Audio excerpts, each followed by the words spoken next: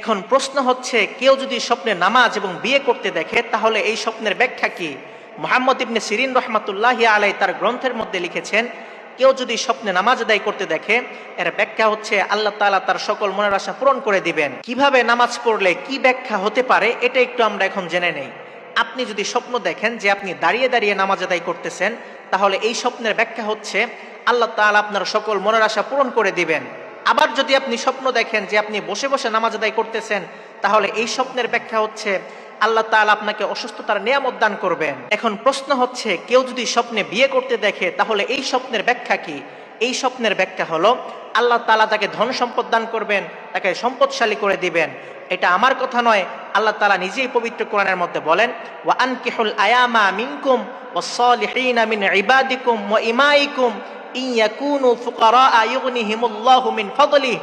তোমাদের মধ্যে যারা বিয়ে করেনি তাদেরকে বিয়ে করিয়ে দাও, তারা যদি অভাবগ্রস্ত হয় আল্লাহ তাআলা তাদের অভাব দূর করে দিবেন, তাদেরকে ধন সম্পদ দান করবেন। সুতরাং এই আয়াত থেকে বোঝা যায়, কেউ যদি স্বপ্নে বিয়ে করতে দেখে এই স্বপ্নের ব্যাখ্যা হচ্ছে আল্লাহ তাআলা তাকে সম্পদশালী করে দিবেন, তাকে ধন সম্পদ দান করবেন।